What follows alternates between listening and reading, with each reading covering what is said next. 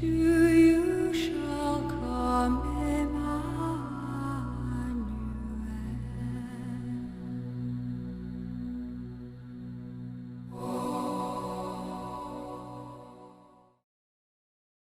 Merry Christmas Eve, folks. I hope you're all having a lovely day, defrosting a turkey and wrapping your last-minute gifts. Saying your prayers to the baby Jesus, of course.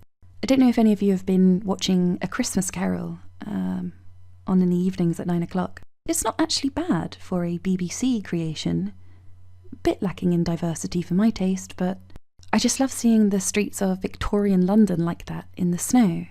And watching it made me quite sad to think of the relationship that nationalists have with London now, and how, as patriotic as many of us are, we seem to have forgotten our status as Englishmen and women as the proprietors of London.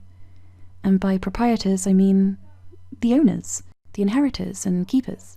It's no great mystery that London has become somewhat of an alien wilderness, and it seems natural enough that any lover of beauty would recoil from this cesspit.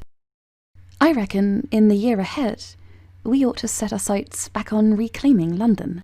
It's time for the culture war to take to task that colourful mosaic of ethnic cuisine. The first step is the inevitable reforging of London in our affections. We must think of London once again as that great empire of Charles Dickens. That's the real London of the Englishman. I recently picked up a copy of Peter Ackroyd's biography of London, and I really enjoyed reminding myself about all the charming parts of that city. The lamplighters, the horse-drawn carriages, even the factory smog from the workhouses. Christmas feels like a good time to reassess our relationship with London, because everything looks so pretty. At this time of year, London really comes into itself. So this evening, I will tell you about the great event of 1683, and see if I can put a smile on your face about the legacy of our great capital. Britain's wonder ran the headlines, and London's admiration. I am speaking, of course, of the Great Frost Fair. If you can believe it, there was a time that the Thames would freeze over so completely that great carnivals were held upon the ice. It was so dense that market stalls tethered their tent pegs and even lit small fires for roasting pork. At every glance there was a novelty of some kind or other. Boats on wheels drawn by horses. Pop-up pubs were flung together from tents made out of sailing canvas propped up by oars, drinking tents filled with men and women companions, dancing reels to the sound of fiddles.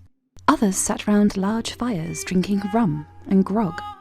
According to the Times newspaper on February the 2nd, the spirit dealers were the most in receipt of custom. Women would walk round with baskets of hot apples on their heads, covered by a cloth to keep them warm, selling hot chocolate, tea, mulled wine, and gingerbread cake. Oxen were roasted in front of roaring fires, and drink was liberally taken. Even dances were held.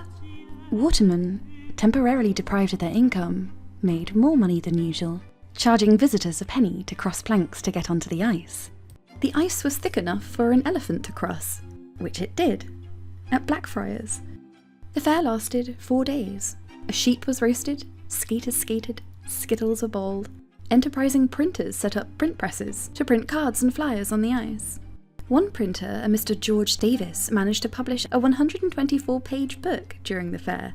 It was called Frostiana, or A History of the River Thames in a Frozen State, with an account of the late severe frost and the wonderful effects of frost, snow, ice and cold in England, interspersed with various amusing anecdotes, to which is added the art of skating.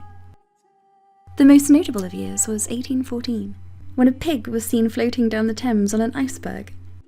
According to the Cheltenham Chronicle of the 20th of January 1814, quote, "A pig was yesterday seen sailing down the river between Westminster and Blackfriars Bridge on a large fragment of ice, with great gravity. He occasionally squeaked with peculiar shrillness, which a waterman construing into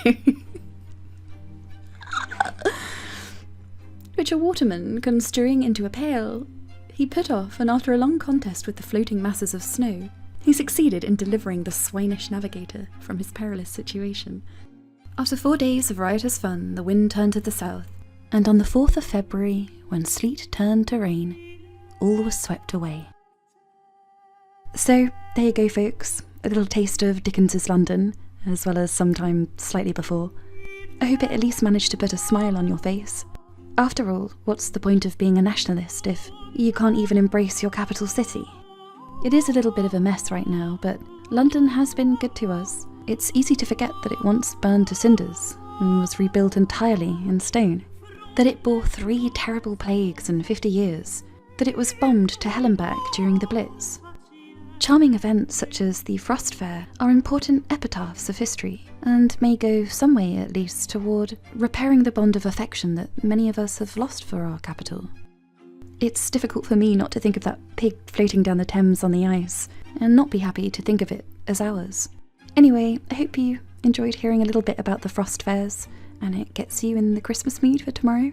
If you'd like to read a little bit more, then I've put a link to the original facsimile below. And keep a lookout for these little bits of Frost Fair ephemera. Sometimes they pop up on eBay or in antiques markets. Most people don't know what they are, but they're very valuable, so if you see one, snatch it up. Merry Christmas, my sweet peas.